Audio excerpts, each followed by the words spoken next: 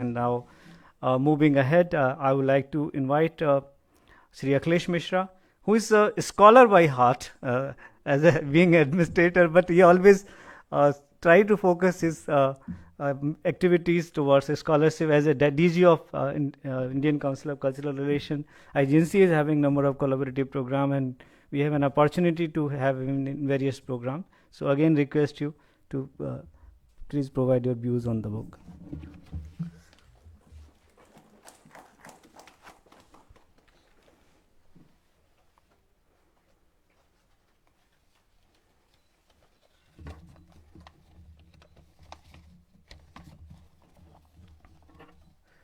Namaskar. First of all, my very warm greetings to my very dear friend, Ambassador of Uzbekistan, my esteemed friend, Dr. Joshi ji, Sunita ji, Khulle ji, and my good friend Gaur ji. First of all, I must thank IJNCA for hosting this event and also most generously inviting me, because it's a great privilege for me to first of all come to IJNCA and have the opportunity of meeting someone like Dr. Joshi, whom I have admired tremendously as DG of ICCR for his enormous enthusiasm and tireless energy for preserving and promoting, disseminating India's culture. So you have been a source of inspiration for me. Also, friends, there is also something very personal for me, because as Sunita ji belongs to Kushinagar, I belong to Sarnath. and also, I must have been about 5 years or 6 years old when I read and learnt about the story of Siddharth Gautam and his conflict, like debate with Devdutt, who has hit with an arrow a bird. And then he's laying claim on the bird because his arrow has hit the bird, whereas Siddharth Gautam goes and nurtures the bird.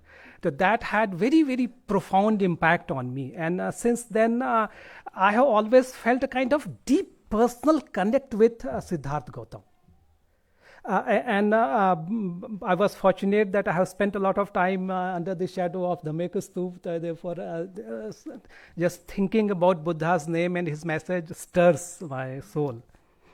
And also, it has really struck me as an individual that what motivated Siddharth Gautam. He was born in a very in a very life of luxury, and his parents took special care to make sure that he gets most comfortable treatment life, and he left all the luxuries for whom most of us strive and sweat, but he left because he was motivated by some issues, and something bothered him. It did not pertain to his personal comfort or happiness of his own individual, but there were very serious questions about the nature of the existence, his life, the entire creation in the universe, and the issues that bothered him, they are permanent, and the solutions that he found, they are also timeless in nature.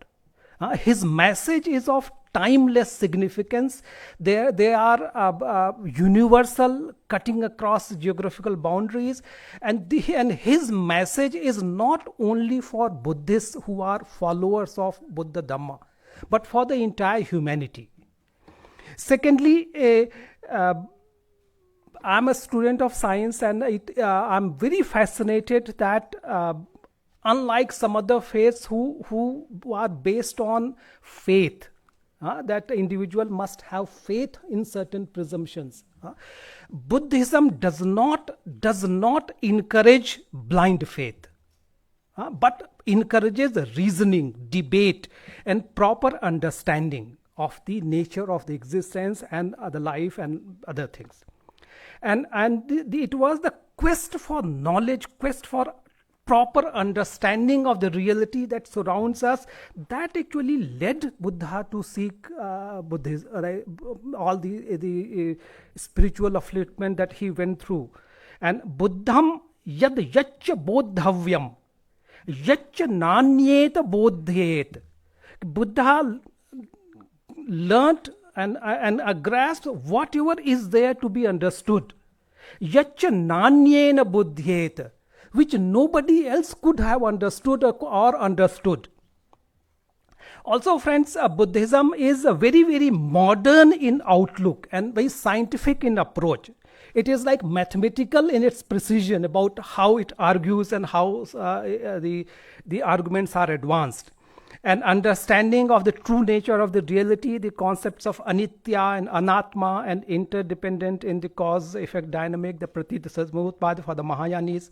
And also, the focus is not on the other to reform, but the way to find solutions is not with the other, but with the individual, and an individual effort. And also the primacy is of the effort of the mind. Mano pubbangama dhamma, mano sekta manomaya, mano ducharitam hitva, manasa sucharitam chare. The seed of the religion, the concept, the right conduct is in the mind. And in the mind you have to shed all the evil conduct and evil thoughts, and then in the mind your good conduct starts. And also Buddha gave some very practical solutions. One incident I wish to share is that there was a disciple who said that there is a lot of thorns on the earth. What do I do? Because as soon as I walk, it hurts my feet. So one way is that bhumim chadayitum sarvam kutascharma bhavishyati. There is one way that if the entire, wherever I have to go, there is a red carpet or there is a leather shield which insulates my feet from all the thorns. Where will I get that kind of spread of leather? Bhumim chadayitum sarvam kutascharma bhavishyati. Upanacharma matrena channa bhavati medini. Just my feet, the sole is covered with a shoe, has the same impact as the entire earth is covered with leather. So this is such a simple but such a powerful practical message for the individual. That if I want thorns to not bother me, I have to protect myself. I have to take action. Similarly, the importance of the thought. Suddhi asuddhi pachantam nayo anyam vishodhaye. The purity of thought is something for me to acquire. Nobody else can give that purity to me. No one else can make me pure or impure. Similarly, friends, the individual responsibility. There is no escape from responsibility of individual action. Good or bad actions that one has undertaken, there is no way you can escape. Na antalikshe, na samudda majhe, na pavvatan vivaram vivassa, na vijjati so jagati padeso, yathathito muncheya papakamma. There is neither in the skies, न तो अंतरिक्ष में, न समुद्र में, न पर्वतों में, किसी भी विवर में जाके छुप जाओ.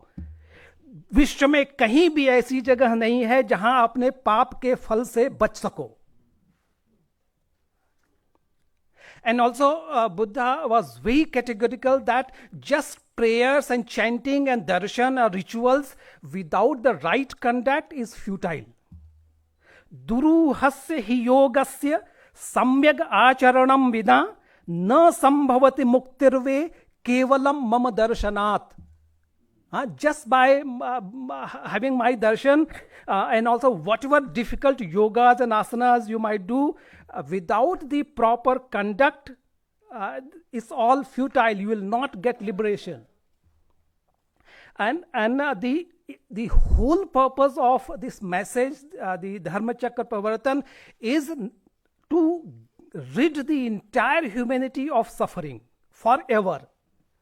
Munina jana saukhyaya dharma chakra pravartitam. So the whole motive behind all the effort and so many years of exercise and preaching is to get rid of the suffering itself. And this is a very, very powerful concept. This is a concept of eternal relevance. And Buddhism has such a powerful role in spreading this message of global peace and harmony. And as a diplomat, I know and I feel so grateful to our Honorable Prime Minister Modi ji that he is such a great visionary and foresighted leader that he has brought centrality to Buddhism as far as India's cultural diplomacy is concerned, and how Buddhism can play a role in building good relations, spreading peace and harmony, and as a very important instrument of foreign policy. And one of the very first initiatives he took was to launch Samvad, a global Hindu-Buddhist initiative on conflict avoidance and environmental consciousness. Words are his, Prime Minister Modi's. Conflict avoidance and environmental consciousness. And the Samvad initiative has continued, and the sixth was held recently, and Honorable Prime Minister Modi addressed it. And not only that, also the International Buddhist Confederation has been, under his Prime Minister Modi's blessings, it has been hosting annual Buddha Jayanti celebrations. And also, if you look at Prime Minister Modi's activities abroad, then you will notice that he has very, very wisely used Buddhism as part of India's diplomatic outreach. One of the very first visits that he undertook as Prime Minister in 2014 was to Bhutan. And first visit outside South Asia was to Japan, again deep Buddhist connect. And also he went to Sri Lanka for attending the Basak celebration. And also the gifts that he has been giving to different leaders again have deep message of Buddhism. And in Mongolia, the Buddha statue at the Gandan Monastery and very many Buddhist monuments are being restored as part of Ministry of External Affairs Development Assistance. Many renovation programs. And also recently we organized a series of online programs for Vipassana because the healthcare dimension of COVID has been addressed. And Government of India has facilitated supply of medicines to about 150 countries. And also we are currently engaged in vaccine mastery and supplying affordable medicine to many vaccines to many countries. But the psychological impact and the human dimension of COVID has not been addressed. So as part of that effort, the Ministry of External Affairs launched online ITEP programs focusing on use of Buddhism and meditation, Buddhist meditation for coping with the stress and trauma that COVID has brought on us. Friends, coming to the book of Dr. Sumita Dwivedi ji, I somewhat disagree with the categorization. Dr. Gaur mentioned it as a travelogue. I think this book particularly, unlike the previous books of Dwivedi Sumita ji, this book is a category, a unique category in itself. It's not just a travelogue. It's not just cataloging of observations. It's so deep on analysis. And also it brings the seriousness and rigor of a researcher. And research in a multi-dimensional manner, not just one dimension, but the kind of wide focus on history and culture in its kind of entirety, so to say. And also, I would like to flag, as I'm a layman, I'm not a Buddhist scholar, but having read this book, I would like to flag 4 points which I found they were very new to me and they were very novel to me. I'm not commenting on anything, but I'm just flagging those. First is about Buddha's ancestry and tracing Buddha's ancestry to Gandhar. So the book quotes Edward Pocock and Nepal's Basant Bedari, and it points that Buddha's the Shakya Buddha not only studied Sanskrit but also Kharosti, language of the north, his Gandhar, and also the Shuddhodhan, the Siddharth Gautam's father, Okamukho, he shifted the empire from Gandhar area to Kapilvastu, and that connection has been highlighted. And also, quoting another author, Samuel Beal, it says that Buddha, he was linked with Sakya king, and he visited actually Swat Valley and told the mother of Uttarasena, who was descendant of the Shakya king, the Ikshvaku king, saying that this son of yours belongs to my family. This I have a serious question about it. Buddha left his family. Buddha, as Siddhartha Gautam, he left his family. And once he became Buddha, then all the attachments, worldly attachments, were disrupted. So I do not believe that here there are scholars, they can guide us, but I do not think that after attaining Buddhatva, Buddha would have said that he is my son. And also the book says that he visited just before his death. So this is inconceivable if you try to reconcile the message of Buddha. Buddha is detached. Buddha's family is the entire humanity, not just mankind, but all living beings. So therefore, I question this statement that he goes and tells the mother, saying that this son of yours belongs to my family. This I don't think. Secondly, about Buddha's field of activity, about his visit to Gandhar. The common conventional knowledge that we had was that Buddha's connection with the book points out that there are historical records which point not only to Buddha's connection with Gandhara but also to possibility of his visit to Gandhara. And also the thesis is that there is evidence that Buddha had accurate knowledge of relatively egalitarian Greek society. And then it goes to say that in Yona and Kamboja, there are other outlying countries. There are only two castes, masters and slaves. So if there is a society which has two classes, masters and slaves, then you can't describe it as a relatively egalitarian society.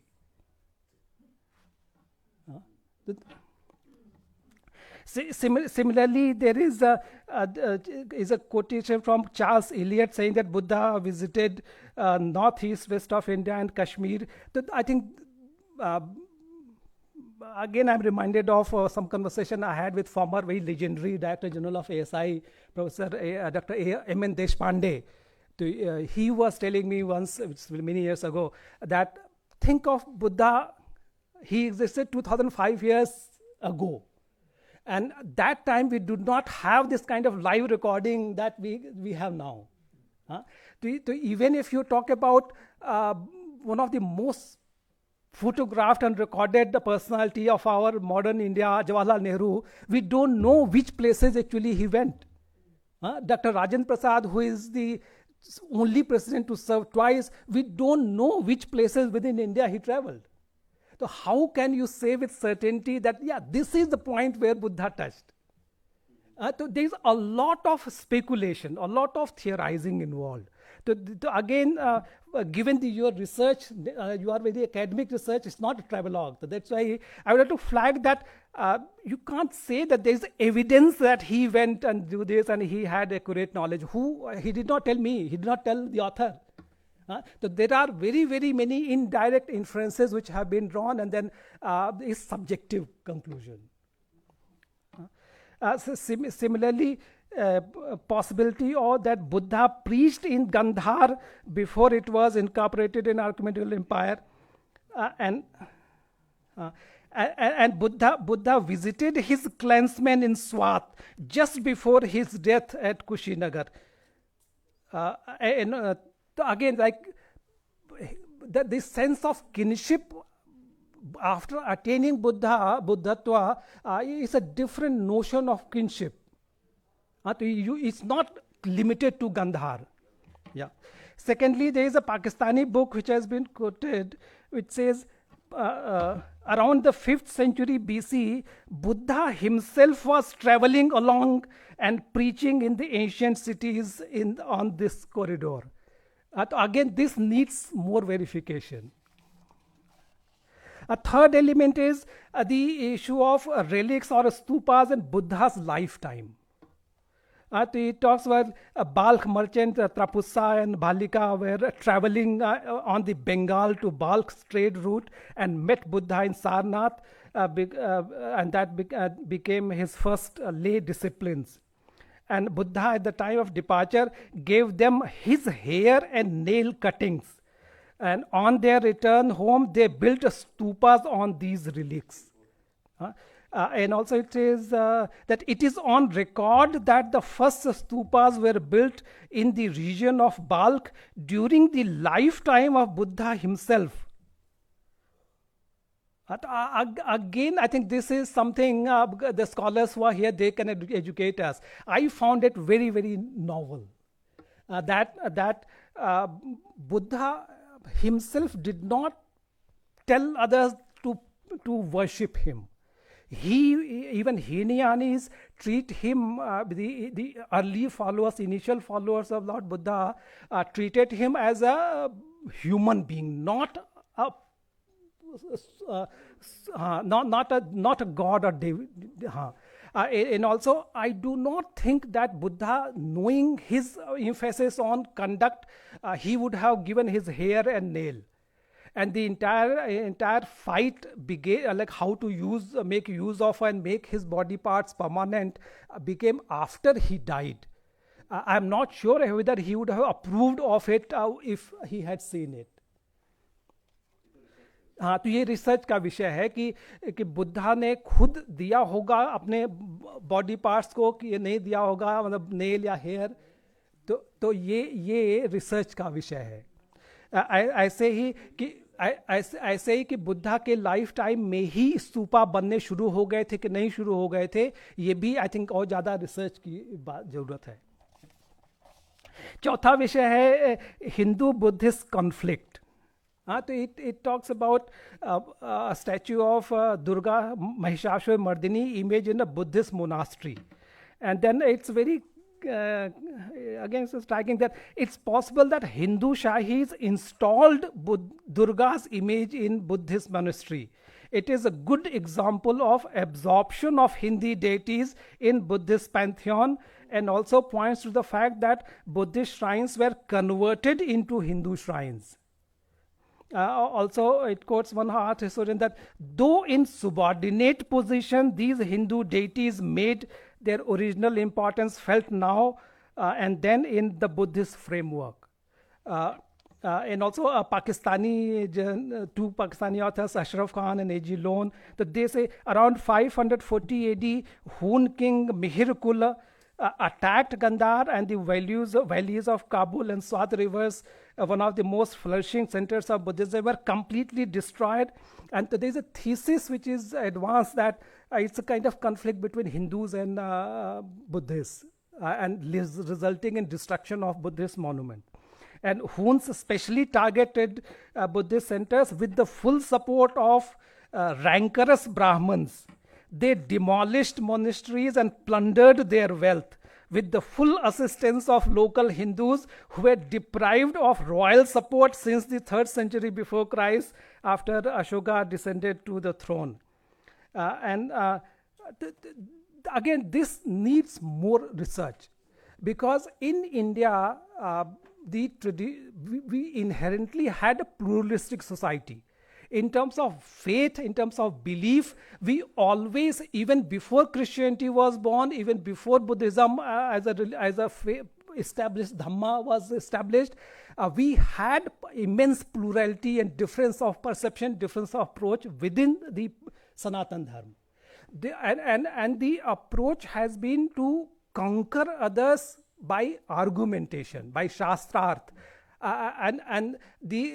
In India, in Sanskrit, the words have 3 powers: the Lakshana, Abhidha, and Vyanjana. Someone who does not understand what Vyanjana means, he or she will make disaster of the translation. In Hindi, like we are all very fond of Dharmender, so he very often says, "Kutte, main tumhara khoon pee jaunga." So if some 20 years ago, hence, some half-baked Hindi scholar comes and translates. So he will say, I have a documentary proof that he came from a region where Indians drank the blood of a dog. The Hindu-Buddhist conflict has been viciously propagated in a different conflictual manner. And in Buddhism, like in Tibet, even the Dalai Lama's followers, so they have very vigorous shastrarth. So it will appear as if they are fighting, but they are not fighting. They are sending one message, and then that message is being countered. It's a kind of very vigorous intellectual dialogue. So that aspect again needs a in-depth academic study, and not blindly copy what Pakistani scholars are saying. And also I find it a bit awkward that Buddhist monasteries were not, because Buddhism has renunciation and not asteya.